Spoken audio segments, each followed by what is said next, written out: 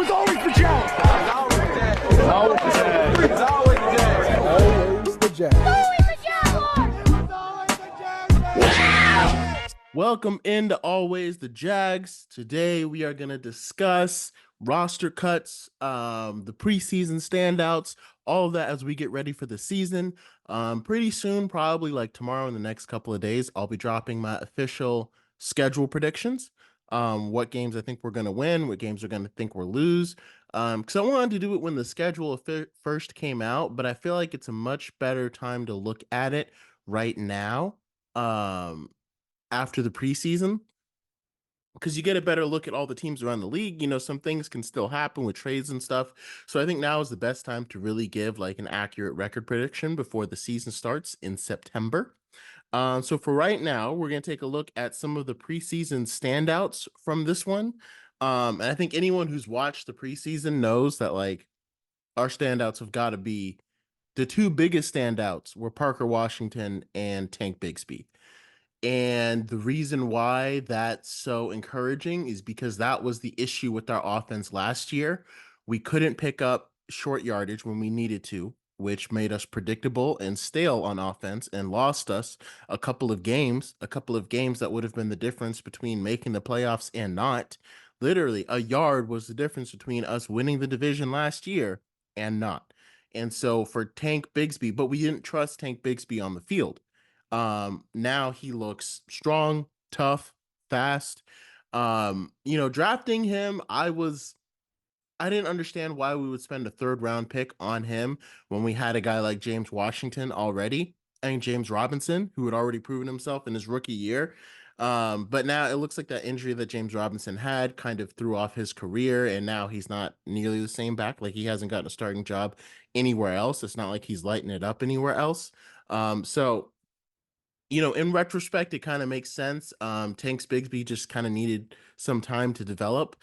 I still think we didn't necessarily have to take him there. I still think there were better options for us to take, like, again, drafting Darnell Washington. But overall, it looks like it's getting better and getting better. Still haven't seen as much as I'd love to see in like blocking from Brenton Strange. Honestly, I think at this point, Evan Engram is either just as good or better of a blocking tight end than Brenton Strange is, and we drafted Strange to kind of be our blocking tight end. So that's a little not as encouraging. But as far as Tank Bigsby goes, like I said, it looks like he'll be able to be our hammer this year, which is what we needed last year. But looks like he'll be able to do it that year. So that's this year. So that'll be very, very helpful. Kind of take the load off of Travis Etienne a little bit too. And we got this kid, Jaelan Jackson, who is really showing out as another power back. So if Bigsby goes down or if we need to switch it up, I'm sure we can put in Jackson with confidence. And also kind of, like keep Bigsby on his heels, if that makes any sense. Like competition always brings out the best in anybody. And so if Jaelan Jackson ends up making the roster, I think that'll really help because it's like, hey, if Tank Bigsby's not picking up these yards, we'll put this guy in. You know what I mean? But either way, another preseason standout has got to be Parker Washington. I mean, he's really, really stepped up from his punt return that showed incredible. Like the main thing I was amazed at is all the incredible quick startness. Like he was able to make guys miss in the open field, which is a huge, huge trait to have for any slot receiver. So I think that'll be really effective. And I think he can work really well as Christian Kirk's backup. Because again, if Parker Washington had kind of taken that step last year, or, like he could have been the guy behind Christian Kirk. Our offense wouldn't have missed as much when Christian Kirk went down. Now I feel much more comfortable that if Kirk comes down, Parker Washington can step in, and sounds like we won't even miss a beat, which is really, really nice. He could even maybe take over for Kirk, but I think Kirk has just done so much. I think the Jags are going to end up extending him, so we'll see where all that goes. But at least for right now, it's good to have a reliable receiver on that depth chart who can kind of step up and make those plays when you need them. He still has some mental error things he's got to work on. Like physically, he's gotten a lot better. trusts his hands a lot more. He gets open a lot easier using some of that agility to start and stop. Um, but there's a couple of like sometimes he'll like in the Ravens game, he caught a pass and didn't go out of bounds. Or I don't know if Trevor didn't throw it out of bounds, but like him catching that pass inbounds was the difference between us scoring a touchdown before the half and not scoring, or at least getting 3 points, and that, really changed a lot of the dynamic of that entire game. So, and then this year, there's a couple of times where, like, it was like a 2 minute drill in the preseason.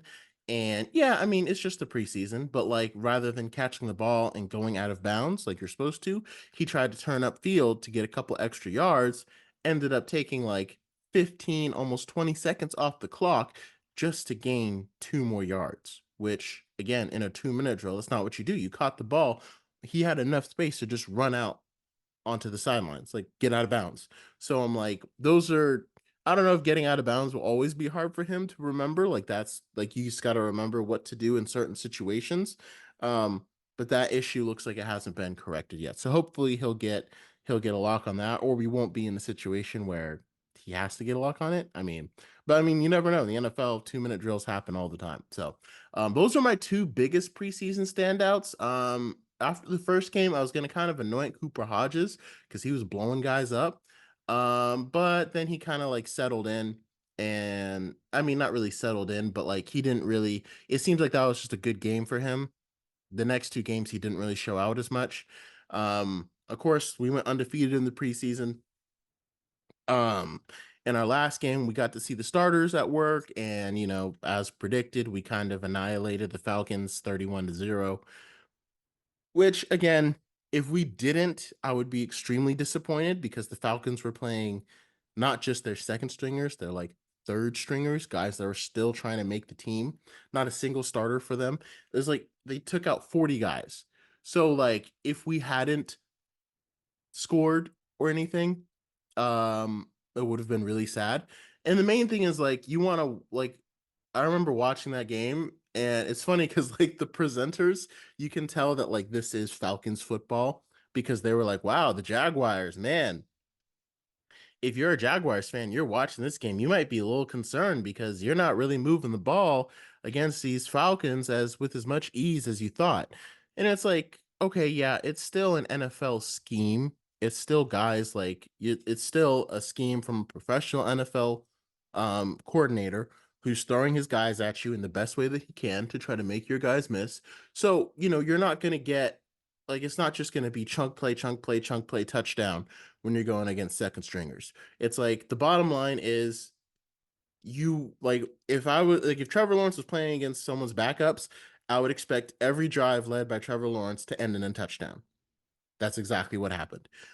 It was a little bit tougher sometimes. I would have liked to see more running lanes being opened and more plays kind of being made with the offense versus a bunch of backups because the competition is only going to get stiffer. But if you're like, what could they have done better than score a touchdown on each of their drives? I mean, that's the best that you could do in the NFL. So the offense looked efficient. It looked capable. Trevor Lawrence looked poised. He had a little more time in the pocket. It wasn't like a crazy amount of protection, but the difference of having Mitch Morse compared to Luke Fortner is huge. Mitch Morse isn't the best center in the league, but he's not the worst center in the league, which will make a big difference in the amount of time. And that difference could be an extra second or two, but that extra second or two is the difference between getting sacked and getting a 15-yard pickup. Really love to see the chemistry of with Evan Engram and Trevor Lawrence. And I really like the way that we're starting to use Evan Ingram's height and weight as more of a red zone threat. Because as you see, he caught those 2 touchdowns. That's really encouraging. I think that's something that needs to continue because Brian Thomas Jr. is kind of the big play threat. He's not as much as a red zone threat. And Gabe Davis can kind of be a red zone threat, but like they haven't developed that chemistry yet. With Evan Engram, we just never really used him as like that guy to watch for in the end zone. You know what I mean? Like he never really was that. He's kind of just been like the guy over the middle, hit him over the middle, let him kind of do yards after catch, things like that, which he's obviously still excellent at. But if he adds red zone, to his red zone target, guy that you put the ball up and he can just go up and outbox guys and gets it, that will make our offense that much more dangerous because we had a lot of struggles in the red zone. And if Trevor has a go-to guy, that means, and it starts showing up on tape, teams are going to try to take him away, which means it's going to open up things. If you have to double team Evan Engram in the red zone, because Trevor Lawrence threw a touchdown while Evan Engram had two guys on him, and he went up and beat both of them to get it.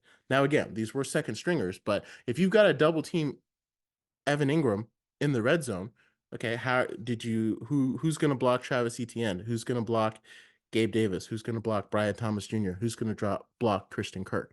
So once you start, like, if teams have to start looking at it that way, like, okay, we got to double team Evan Engram, otherwise he's going to win. When we get into the red zone, now you just have options, and now it's just pick your poison kind of offense. So that's the kind of thing that we kind of want to see developed and keep going.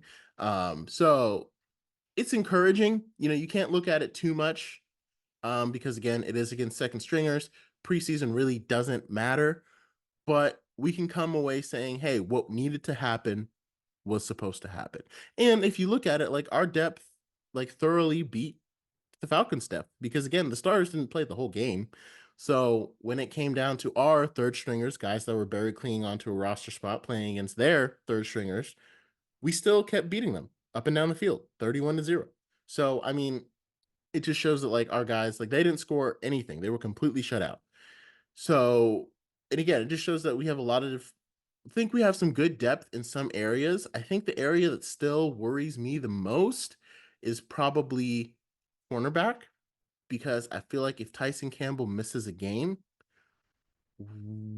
we could easily lose that game. Like, depending on who we're going against, if they have any kind of receivers, we're going to be absolutely messed up because we have Ronald Darby and then some guys that have like I don't see Ronald Darby being able to mess up your top receiver, right? He's just not that kind of guy. He's an average cornerback 2. And so if you put him on their top receiver is probably going to be able to get open. And then the rest of our guys will have to go against the second stringers, I mean the wide receiver 2, and our backups for the cornerback spot just don't seem like they're that solidified. Like Christian Braswell, I was going to name him one of the standouts because he had a really good preseason, made a couple of nice plays. There's one play where he let a guy beat him, and then he went back and snatched the ball, and that was a touchdown. So the fact that they ruled that incomplete, that play is probably what saved his roster spot, even though that play technically didn't happen. And so that might have given him the spot over Buster Brown, who, had some starting experience last year. And then we've got DeAndre Prince and Jarian Jones, who have showed some things in the preseason, had a good camp, but they're rookies, still very unproven, late round rookies that are probably going to have a spot because they were drafted. And it's like, we don't want to give up on them too early.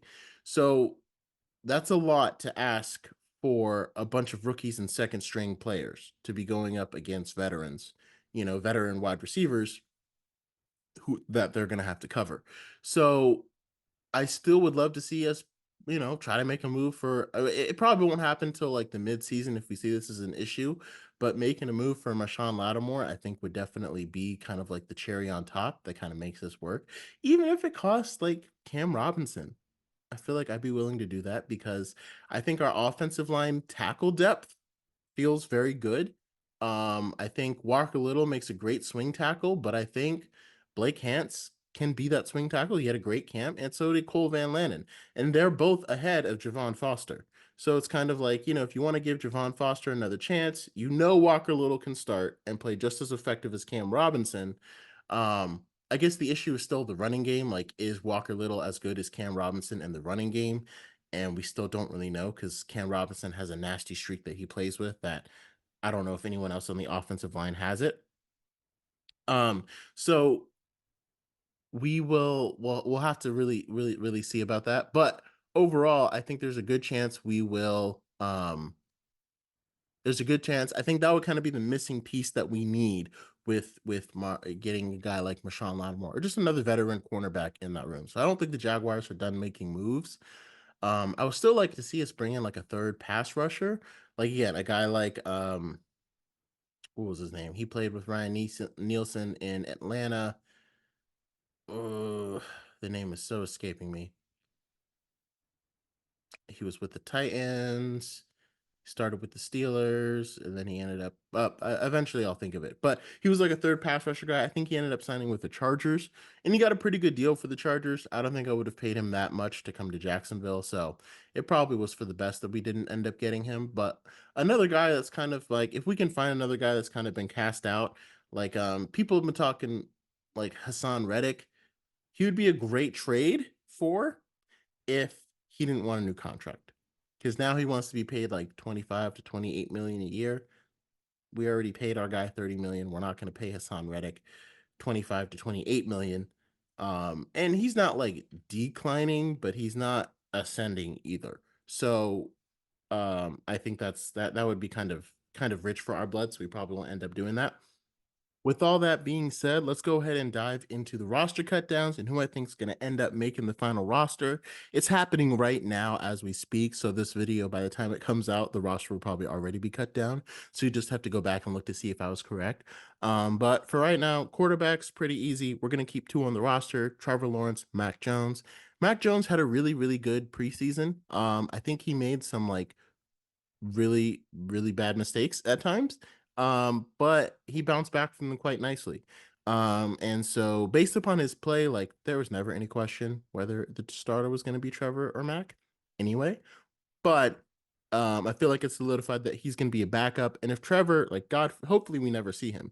But if we do, um, Mac Jones can, I think a healthy Mac Jones will be better than an injured Trevor.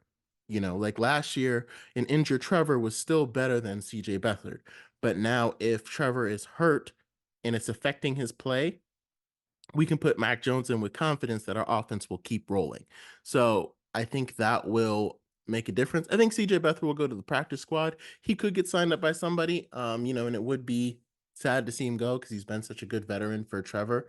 But chances are he'll be on the practice squad, and if another team snatches him up, we'll just have to let him go. But our backups are definitely, it's definitely Trevor and Mac. I probably didn't even need to talk that long about it because it's pretty cut and dry. Wide receivers. So here we have the first 5, I feel like, are completely locked in. Christian Kirk, Gabe Davis, Brian Thomas Jr., another standout from the preseason. Wanted to see big things from him. That's exactly what we saw from that 40-yard contested catch. I'm glad they kept him in a little bit longer in that first preseason game because I really wanted to see more from him. And then connecting with Trevor Lawrence on that 38-yard pass, that was gorgeous. Again, against backups, you got to take it with a grain of salt, but still exactly what you want to see from the guys that are going to be on the field on Sunday with your starting offense. So, yeah, Christian Kirk, Gabe Davis, Brian Thomas Jr., Devin Duvernay made some pretty good plays, and he's going to be one of our punt and returners. And then Parker Washington. The last receiver spot is really kind of up for grabs, and it's going to come down to special teams. And because of that, I think it's still going to be Tim Jones. Elijah Cooks, I think, made more plays than Tim Jones, and I think the same thing for Austin Trammell, who actually made some really nice plays in the preseason. But I think it's because Tim Jones, I think the Jaguars kind of know that Tim Jones is locked in because he's such a core special teamer that if Elijah Cooks and Trammell wanted to make the roster, they needed to make plays on special teams, and they didn't really make the plays that they needed to make on special teams. So I think Tim Jones is kind of more locked in than we think. And I think that battle was just to decide if we're going to keep a 7th receiver or not. And so I could see us going with Cooks as our 7th receiver and then trying to keep Trammell on the practice squad. Because again, they made some nice plays, but I also don't think that both of those guys are in danger. Because part of why you have the practice squad too is like to make sure guys don't get in danger of getting snatched up, right? So like you need your special teamers to be on the roster because they play on the field on special teams, which are going to be even more important now with the new kickoff rules. So you got to have Tim Jones on your roster, even if you're not worried about another team snatching him up. So I feel like having a 7th wide receiver spot would only be if Jacksonville was like, man, Cooks and Trammell played so well, we're afraid of another team signing them off our practice squad, which I honestly don't think I worry too much about. So I would probably just go with these 6 receivers if it was me. I think running backs, I think I would like to keep 4 running backs just because I really like the way Jalen Jackson played. Um, and again, it's kind of the same thing. It's like, are you worried that he gets signed off your roster? Keelan Robinson, I think, is going to injured reserve. So I think he'll be on injured reserve. But Travis Etienne, Tank's Bigsby, and Dearness Johnson, I feel like are pretty much locked in. Tank definitely solidified himself as the number 2 running back this year. But I think Jalen Jackson deserves to have that 4th spot. And then if Keelan Robinson comes off of injured reserve, you can sign Jackson to your practice squad and elevate Robinson if he's ever becomes ready at this point. So I think I would probably keep 4 running backs. I think the reason why I'd rather keep 4 is especially because if Jackson and Johnson, I think I would like to see a little bit more from Tank Bigsby in pass protection. And I think Jackson actually played a little, he was able to pick up some stunts in pass protection. Like guys were blitzing, he was able to pick it up, pretty well. So I think that would make the difference between me having 7 receivers versus 3 running backs. I think I would rather have a running back who can be there next to Trevor, who could also pick up a stunt, pick up a blitzing, pick up a nickel corner, because like there's a couple of times where there was a nickel corner coming off the edge and Travis Etienne just got knocked over because he's a shifty back. He's very shifty. Tank Bigsby can blow that nickel corner right off of Trevor, right?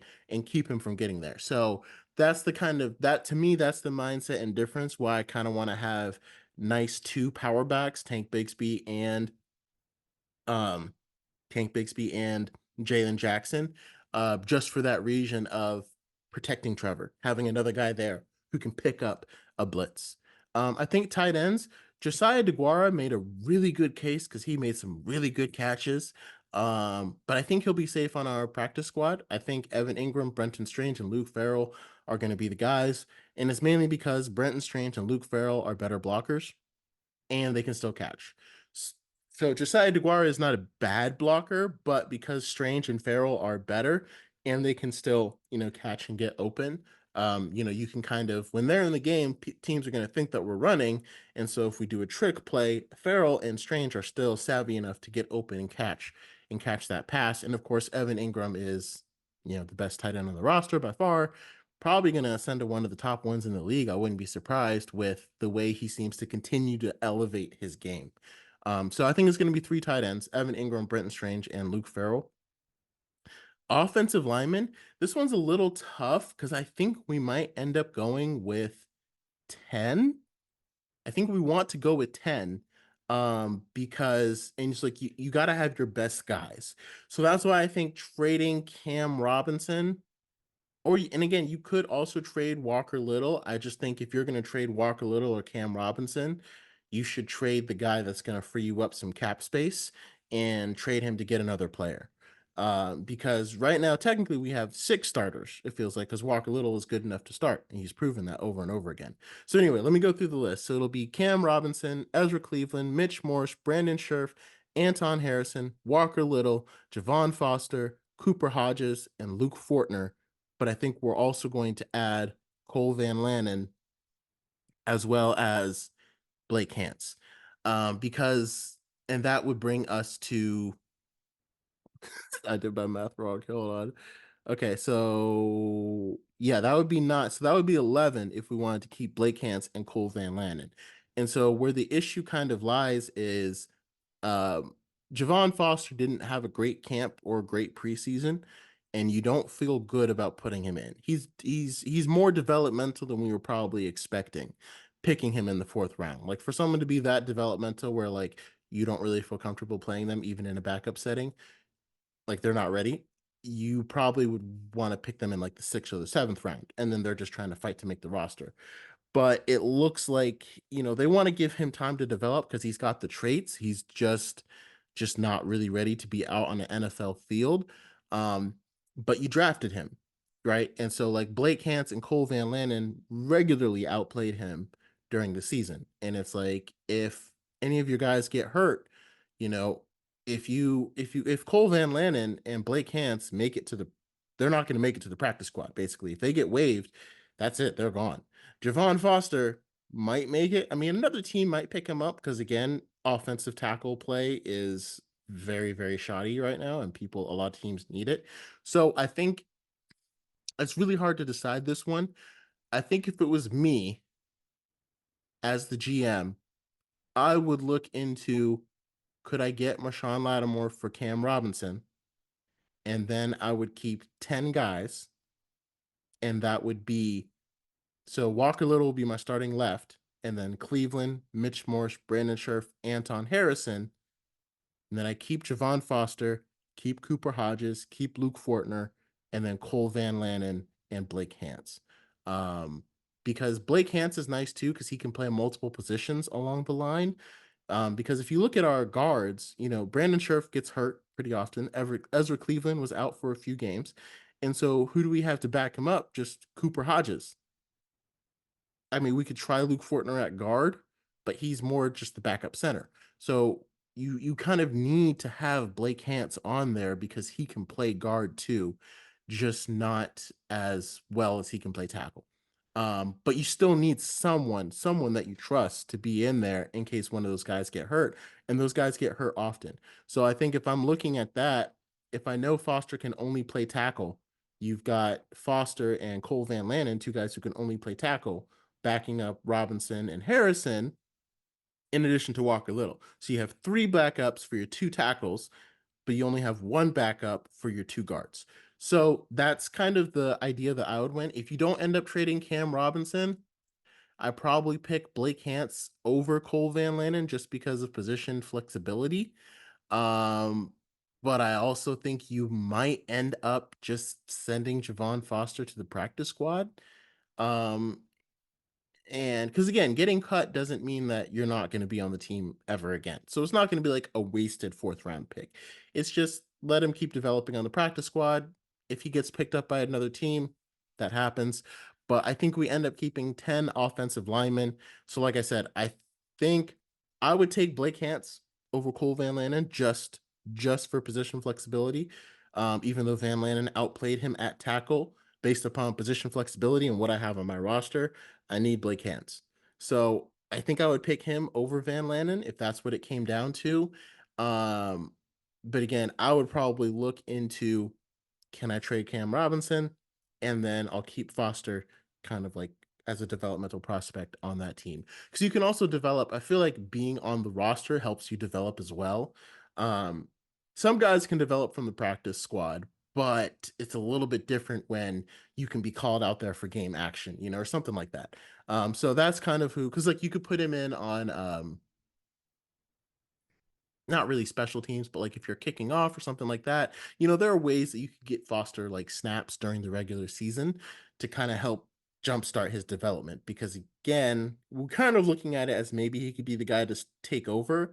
And if we're not sure if he's going to make the roster, that means we're probably going to need to look into keeping Robinson or Little at some point. So, and if we trade Cam Robinson, no, we wouldn't get a so like if they both signed somewhere else, we would get a comp pick. But if we trade him, we wouldn't get a comp pick. So again, I think Cam Robinson trading him only makes sense if you bring in another player. I don't think bringing in a draft pick, because you probably won't get a third, and that would be the compensatory pick if he signs somewhere else.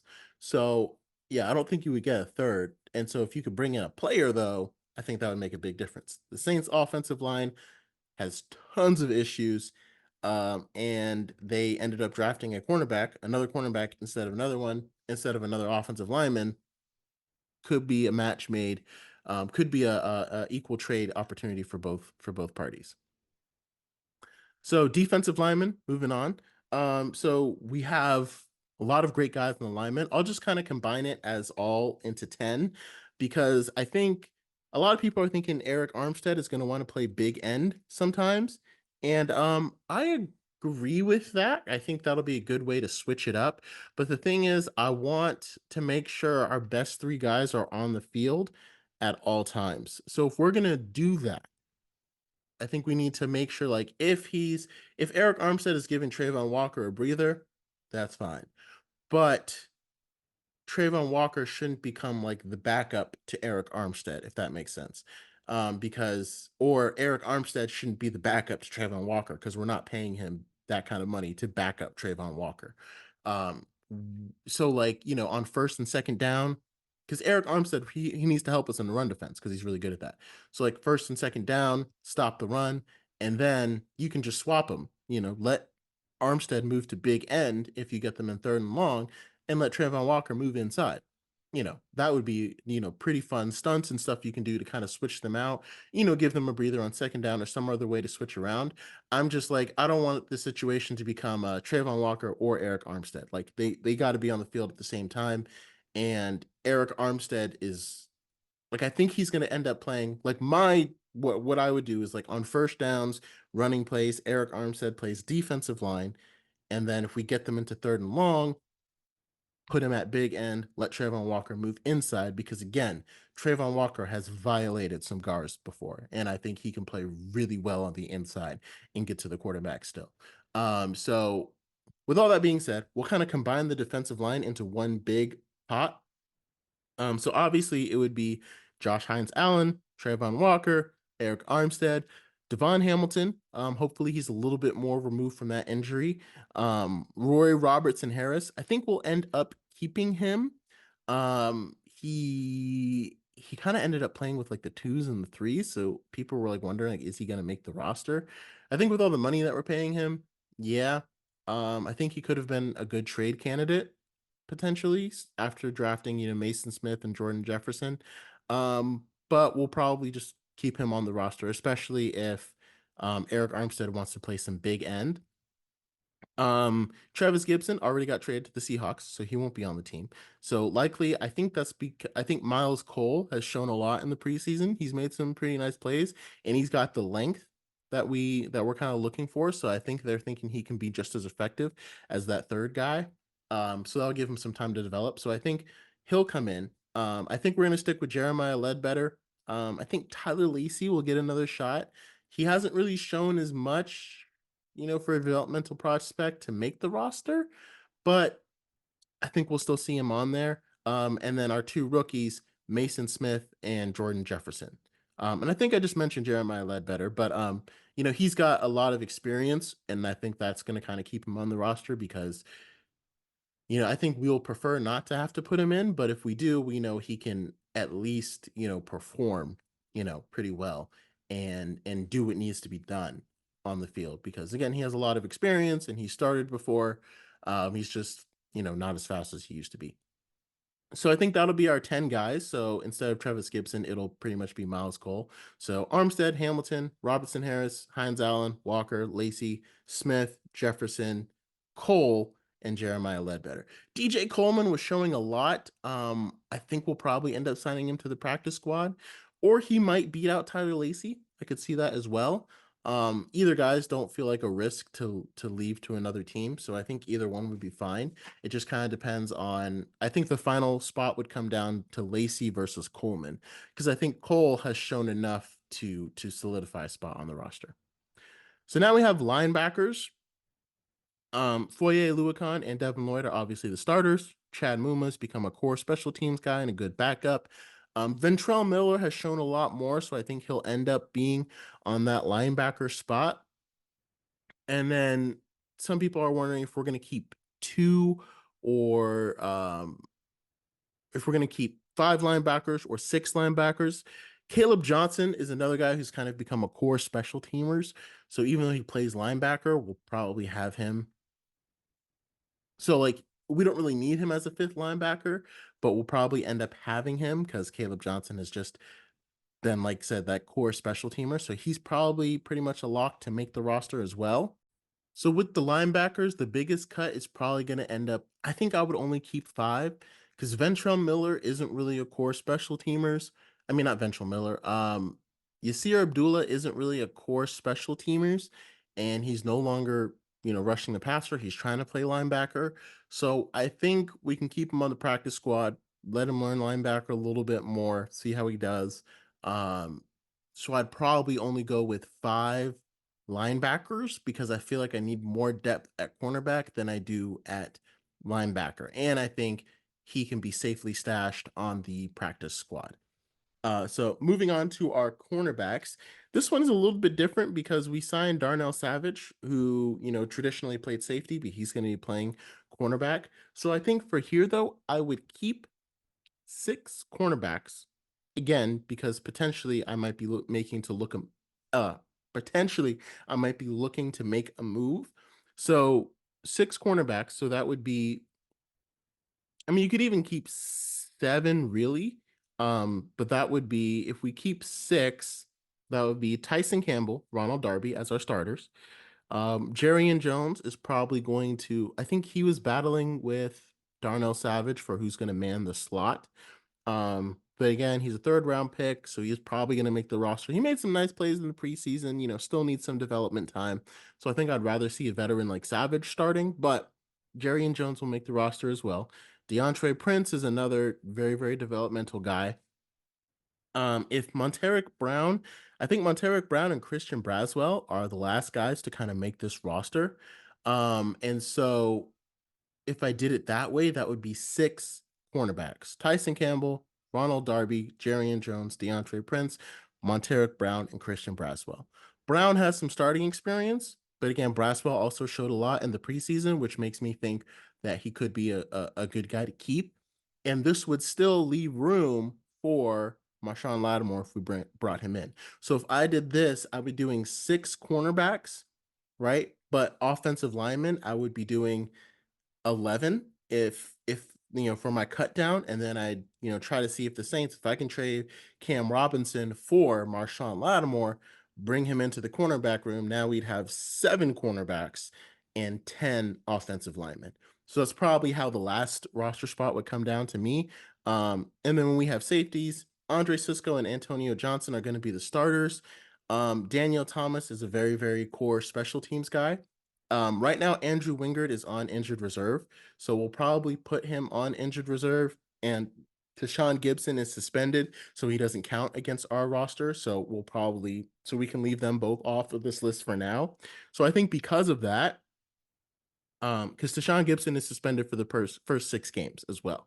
So if Andrew Wingard's on injured reserve and Tashawn Gibson is suspended, Daniel Thomas, core special teamers, got to keep him. I think I would keep Darnell Savage, but as a safety, because I know he can play safety as well as nickel. So he can be the backup safety and also be the starting nickel. So if, Andre Cisco or Antonio Johnson goes down, I can move Savage out to safety, take their spot, and put Jerry Jones in at nickel, as the rookie playing the nickel cornerback spot. So that's probably how I would do it if I was choosing who to keep and who to cut. Terrell Edmonds had a lot of like hard hitting plays. He laid guys out kind of. But like he didn't show a whole lot in coverage. So like, once the guy's caught the ball, we know he can tackle him, which is a very important skill, but it's also like you gotta be able to cover him and keep him from catching it in the first place. So I think that's why Terrell Edmonds will end up not making the roster. Trey Flowers was another tough cut because he's made some pretty good plays and he's had a really good preseason record. So he'd be a wonderful practice squad stash if possible. Like I said, it's funny because it's like it feels like we need cornerback help, but we have all these cornerbacks, right? And it's like it's just because we don't have the top flight guys. We don't have L'Jarius Sneed, who we could have traded for, or someone like that. Because again, Ronald Darby would make an excellent backup to a duo of Tyson Campbell and Marshon Lattimore. Like Ronald Darby could step in, you're not even worried. And again, because all 3 of those guys have been hurt so much, like we committed a lot to Tyson Campbell too, but it also feels like you kind of need someone to back them up because they've all been hurt a lot, and Marshon Lattimore's been hurt a lot. So I feel like I don't feel prepared if Tyson Campbell goes down. I feel like our roster is not prepared unless we bring someone else in. Now, one of the rookies maybe would start flashing or something like that, but I don't feel prepared. Specialists, Logan Cook, Cam Little, Ross Mastick, not really hard. Cam Little took the starting job and proved he deserved it in the preseason. I think the only kick he missed was like a 62-yarder. So, and it had the length, it just didn't have the aim. So that's something he can, if he gets to the point where he can kick 62-yarders, we have a very good kicker on our hands. That's all I got to say. So that's kind of my roster prediction. Let me know your thoughts, who you think is going to make the roster by the time I put this out. Like I said, we'll probably have the roster cut down and we'll see if the Jags make any big moves. My thing is, I think they also kind of agree on the cornerback front, and they'll be looking out to the preseason, see if there's any guys as teams cut down the roster. Because like for the Saints, I mean, I don't know how their backup position goes. They're probably going to want to keep Lattimore because he's probably better than a lot of their backups. But if they like what they're seeing from their rookie, and they know they need offensive line help, I mean, that could be enticing to them. Even I'd be willing to send a fourth rounder for Lattimore. But if we could do it straight up for Robinson, I think that's a good trade and a good indication of the win now front. So let me know your thoughts on the roster cut down. Pretty soon I'll do my schedule predictions, what games I think the Jaguars are going to win and potentially lose. And yeah, and remember, it was always the Jags.